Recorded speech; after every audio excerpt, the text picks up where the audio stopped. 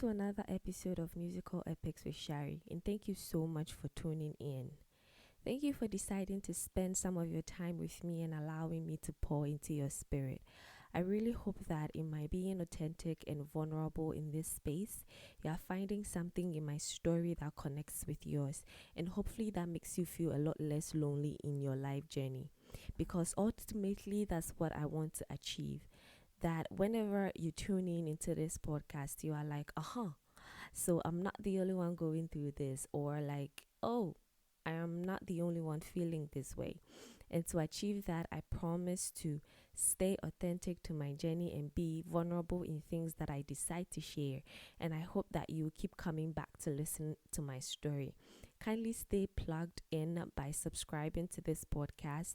And if it's not too much to ask, kindly leave me a rating or review on Apple Podcast and share this episode with everyone that you know. Thank you in advance. I appreciate you. Well, I'm pretty excited about today's episode, but I also know it might be a very chill one. Let's see how it goes. So, for those of you who don't know, I did an episode on March theme, which was All Is Well. You can check it out if you haven't already. And I stated that this theme is for March and beyond, which means that the discussion we'll have today also falls under the same theme. Basically, we are drawing inspiration from a recent event in my life where I felt hopeless and helpless and very afraid. And I know that once in a while in everybody's lifetime, we all have this experience when life decides to throw at you the very thing that you dreaded, and there's absolutely nothing you can do about it. When the unexpected happens, what do you do? How do you continue to live life with a sickening fear lurking behind the door of your heart? How do you remain positive and optimistic when the very thing you ask God to stop from happening happens?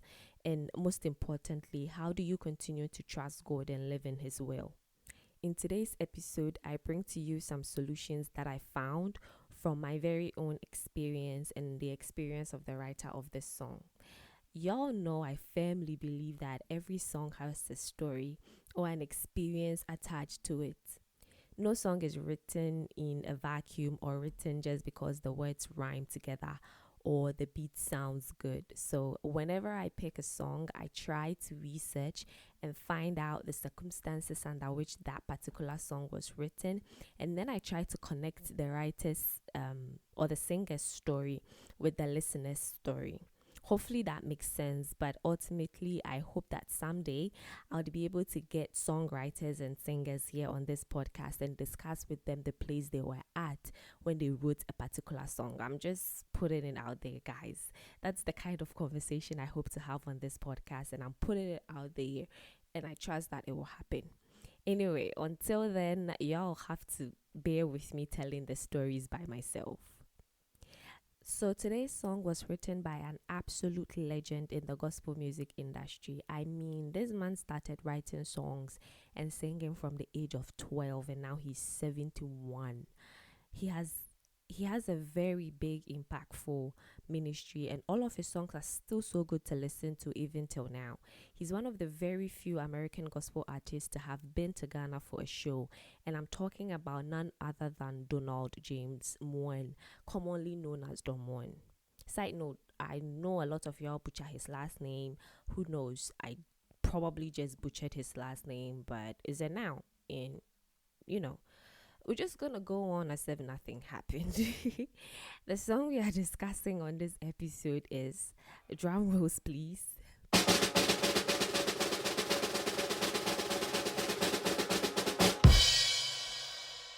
I Will Sing, a contemporary gospel music written by Don Moen himself, released in the year 2000 on his album with the same title. So here's a little backstory to the song. First of all, it was recorded in front of a small audience of about 70 local worshippers, which is pretty unusual considering the fact that his last album was recorded in front of over 7,000 people. So according to Don Moen, he did this intentionally in order to encourage worship singers that there's nothing wrong with worshiping in front of small audiences. Sometimes the most intimate worships happen in the midst of a few people, and as long as there are 2 or 3 gathered, worship can definitely live there. Secondly, the lyrics to this song came to him in his moment of frustration. So what happened was he was trying to put together songs for an album, and on this particular day he tried so hard but he couldn't put anything together because he wasn't feeling anything. The words of this new song was not coming to him, and as the words of the new song was not coming to him as they normally would. So out of his frustration, on his way home, he said these words in this particular song to God. He told God about how he feels far away today, and then the rest of the words started coming to him. He wrote them down, but in the end he didn't like it as a song, and he had no intentions of putting it on the album. So fast forward, the daughter of his friend died, and when he heard the news, he knew that there would be a time where his friend would feel like God is far away from him. So he recorded the song and sent it to him with a note that encouraged him to just sing in his down moment. That was when the value of the song dawned on him, and he realized that God was trying to tell his people to be honest before him. So he put it on the album. Listen, I could stop here. I could stop the episode right here and I'll be satisfied, because this story told everything I wanted to say, but I'm not going to. We're going to keep going. I had a couple of thoughts on how to call this episode, and I finally settled on Magnify. And here's why. To magnify in the most basic understanding is to make something bigger than.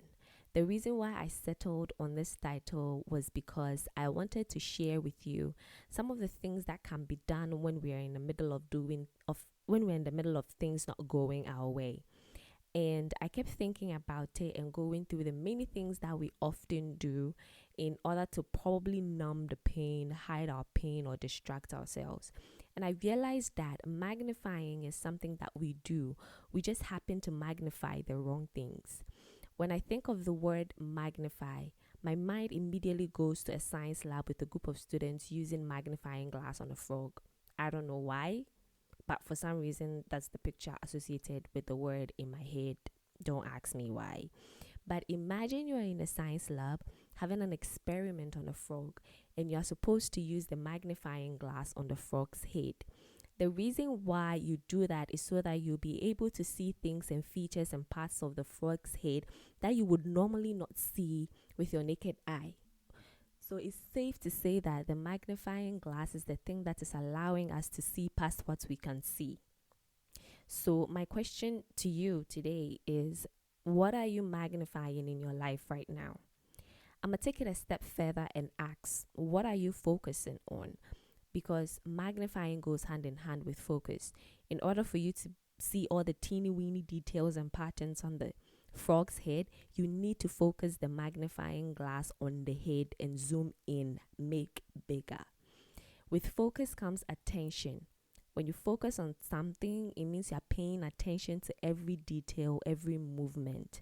Nothing is allowed to distract you. So let me ask you one more time. What are you magnifying in your life right now? What are you focusing on, and what are you paying attention to? I'm going to allow that to simmer for a while.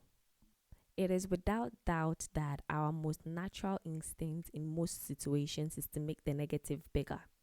Most often than not, our minds are drawn to and focus on all the things wrong within in life. Although that's our natural instinct or response, it is not helpful to you, me, or anyone else. Focusing on negativity, especially with things that we cannot change or do anything about, only leads us into a downward spiral of misery, regret, sadness, blame game, and just flat out distraction. On this episode, I want to present to you a better option and perspective with the help of Don Moen's song, and hopefully you stay tuned into the very end to hear all the tips that I have for you. I cannot promise that trouble won't come, and I can't stop them from coming, but I'm happy that I can sit with you and help you through it this way, as small as it might be. I really hope that these tips help you. Okay, let's do this. So let's kickstart this with the first verse of the song, and I quote, Lord, you seem so far away. A million miles or more it seems today.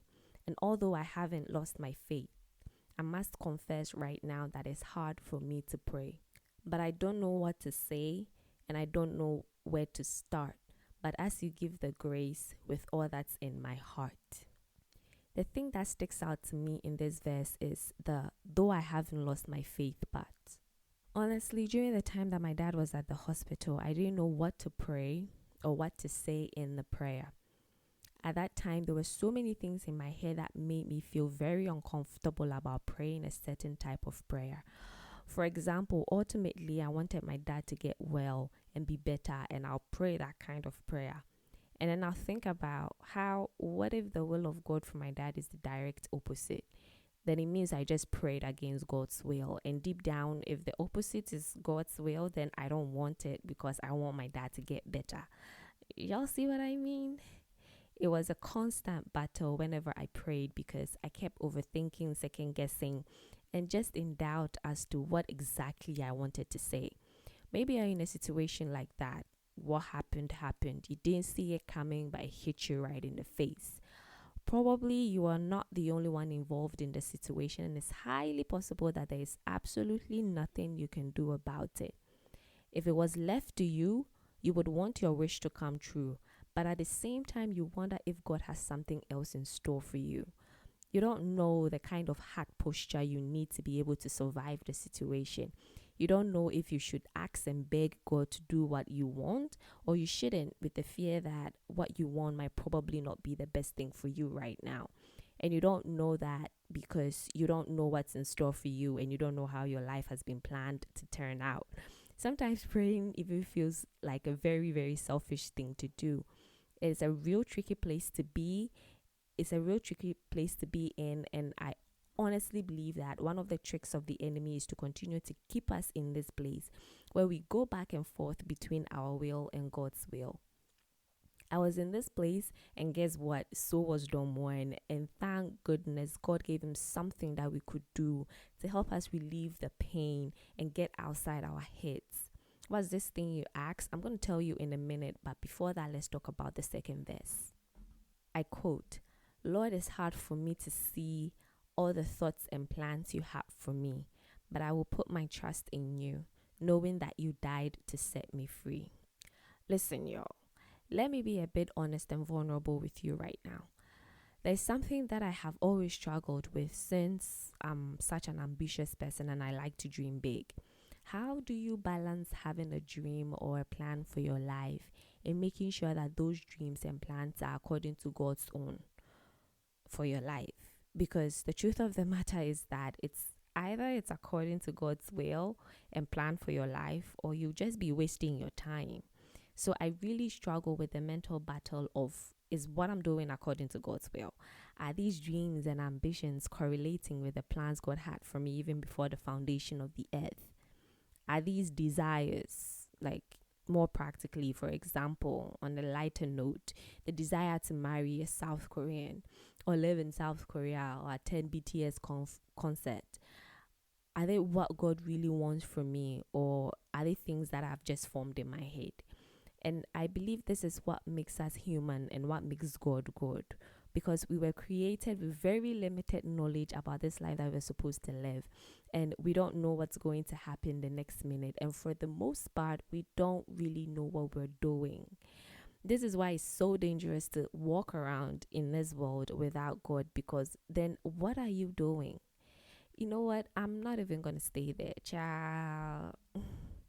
Pastor Mike says something that has always stayed with me, and I would like to paraphrase it for you guys. He said God always provides for what he approves of. So if God doesn't approve of it, you'd have to go find your provision somewhere else. And the truth is that no one or nothing can provide for our dreams apart from God. So it's really important that we make sure we are under God's perfect will for our lives. The first line of the second verse was trying to articulate this dilemma, and I'm so happy that Don Moen immediately followed up with a solution, something that we can practically do in a situation like this: to trust. What does it mean to trust someone? To trust is to have firm belief in the reliability, truth, or ability of someone or something. That makes me so excited. Let's break it down. To have firm belief, meaning the confidence you have in this person is unshakable, immovable, it does not waver, and is founded on three things: the reliability, truth, and ability of someone. This means that you rely on the person, you believe that everything about this person is true, and you also believe that the person is able to deliver results. I don't know about you, but for me, before someone can have that kind of trust, you have to prove yourself. This kind of trust doesn't come easy.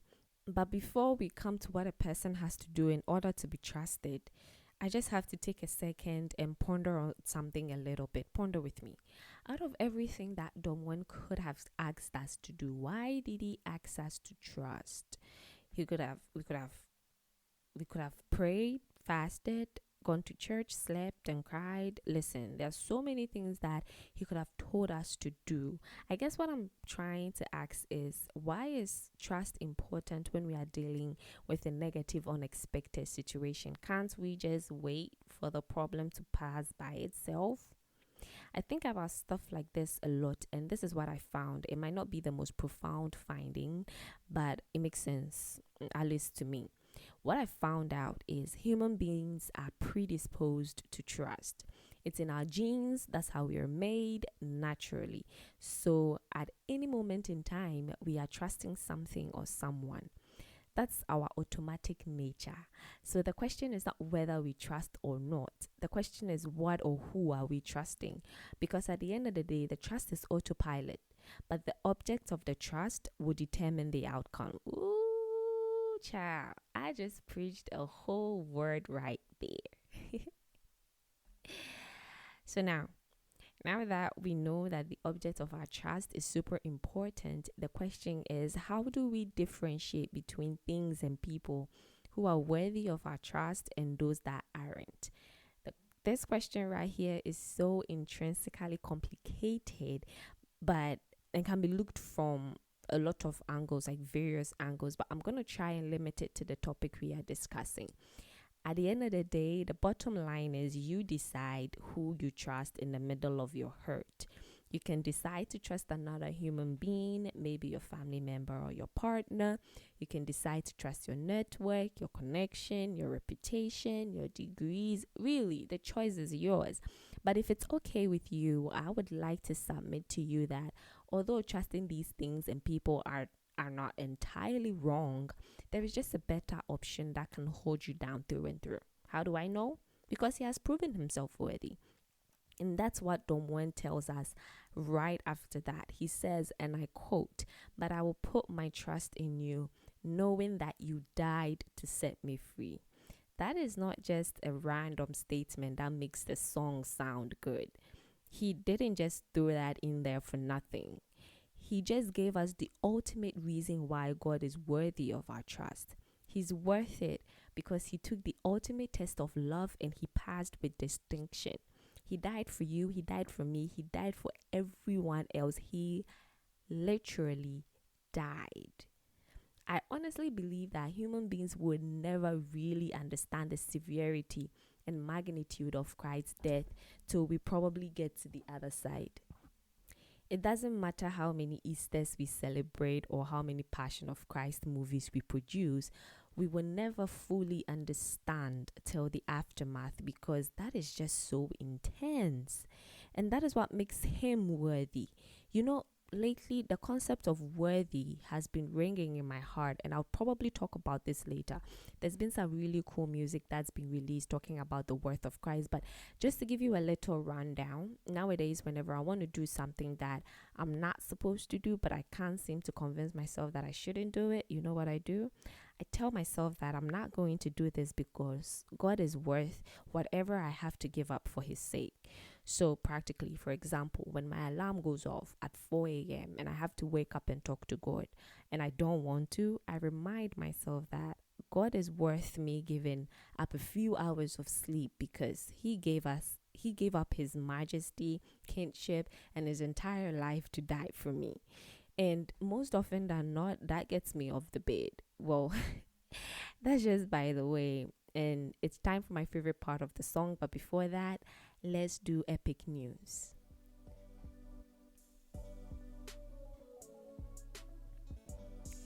If this is your first time listening, Epic News is a segment on this podcast where I bring to you some amazing news making rounds in the gospel industry and also hook you up with some banging new songs that you can check out. It's been a while since I last recorded, so I have quite a number of new songs for you. Okay, so here we go. I think the biggest news for me now is the fact that Called Out Music just announced that he will be going on tour between July and September. And he also has some new music out. I think it's called Hold On Me. So check it out if you haven't already. The Stella Awards is happening soon. And we have some amazing nominations. Literally all of my favorite people have been nominated. CC Winers, Marley Music, Jonathan McReynolds, Pastor Mike Jr., Travis Green, Todd Dulani, Tamala Main, Maverick City Music, and a lot more people.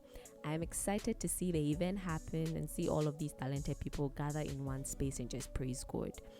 Now let's move on to some new music. I'm just run through them. We have Growing Pains by Elevation Rhythm and Mitch Young. It's an absolutely feat. Listen, Growing Pains. Check it out.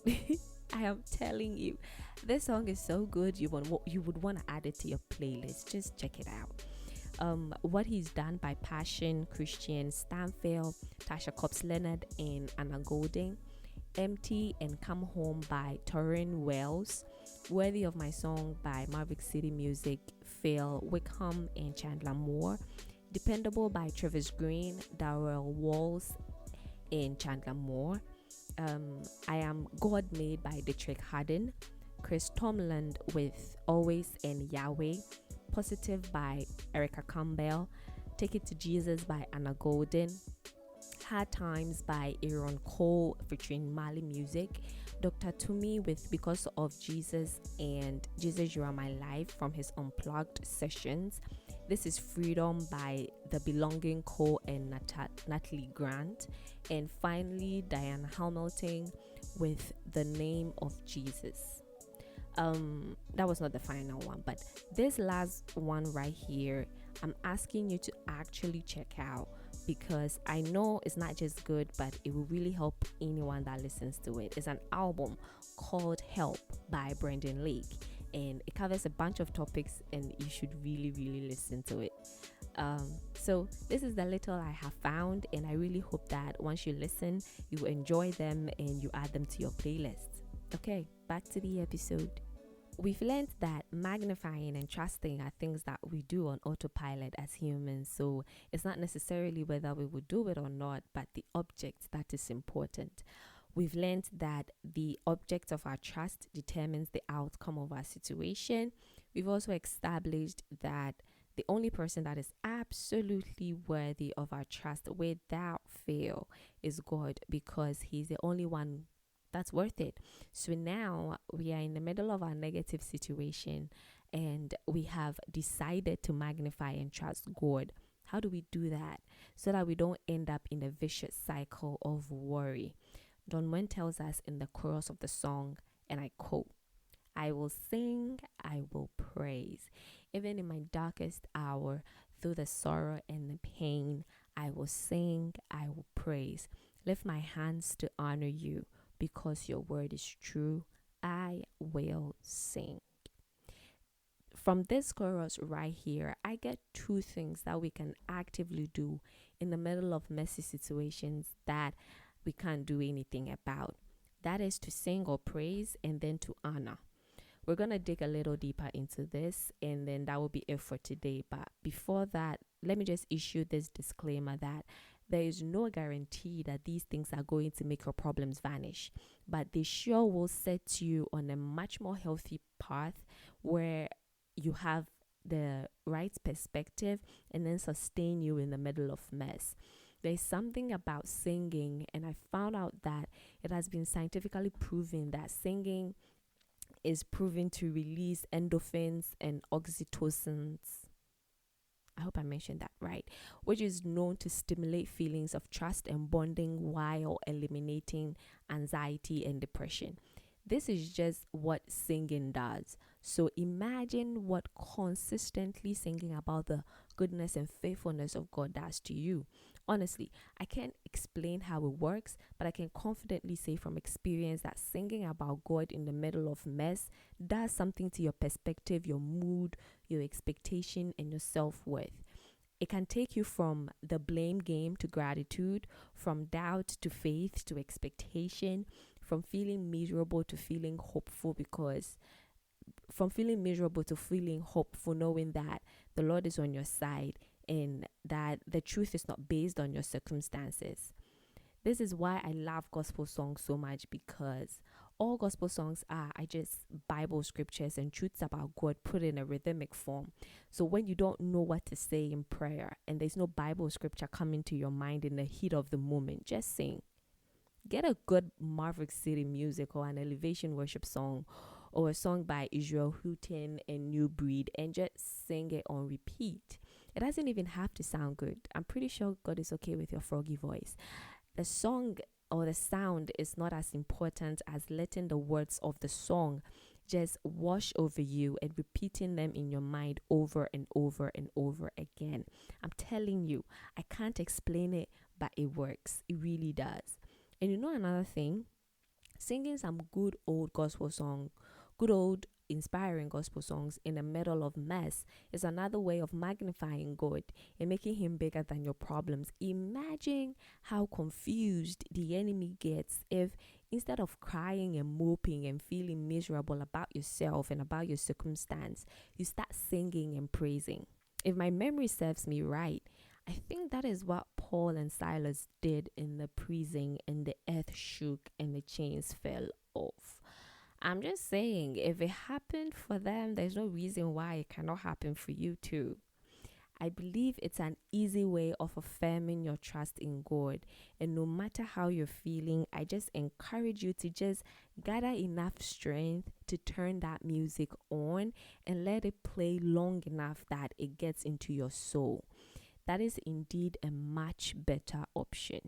During my time of difficulty, the one song that was on repeat was Too Good to Believe by Brandon Lake, and the song It Is Well, which is the reason why I started this series in the first place. Yep. As I mentioned earlier, singing is one of the ways of magnifying God, and I think it falls under a bigger bracket of honor. So, which Don Moen also mentioned in the chorus. And he also mentions that the reason why we should honor God is because his word is true. So it's not just that he's worth it, but also because he never lies. So when he says he's working everything out for your good, he actually means it, and you can actually put your whole weight on it, especially in the middle of mess. Well, guys, I've said a lot, and I think that's all I have to say. So let me bring you Epic Lyric. If this is your first time listening, Epic Lyric is a segment on this podcast where I share with you my favorite part of the song and the discussion. So enjoy.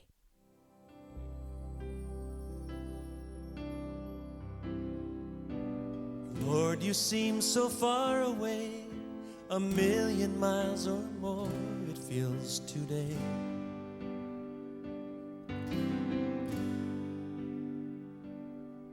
And though I haven't lost my faith, I must confess right now that it's hard for me to pray.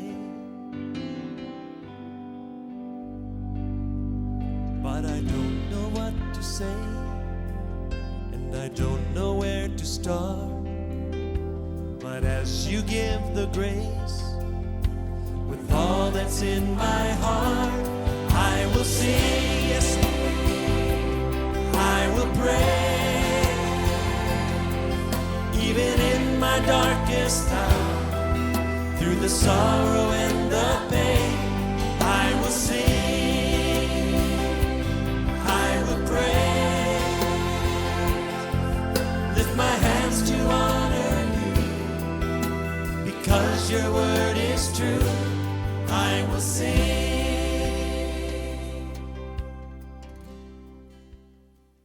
Well, this is all I've got for you today, guys. Thank you so much for listening to this podcast. You have no idea how much I appreciate you supporting this podcast. If you have listened up to this point and I've said something that resonated with you, I'm asking you to please share with everybody that you know. I'm going to take it a step further and ask you to subscribe to the podcast because I think we go together or something. I don't know. I think we go together. So just hit that subscribe button. Also, do your girl a favor and leave a rating or review on Apple Podcast. It really, really helps push the podcast for it to reach a lot more people. You can also follow me on all my socials, send me a DM or shoot me an email so we can have more conversations about topics like this. The song we discussed today is I Will Sing by Don Moen. I will come your way again with another episode. Until then, be safe, be happy, be you. Bye.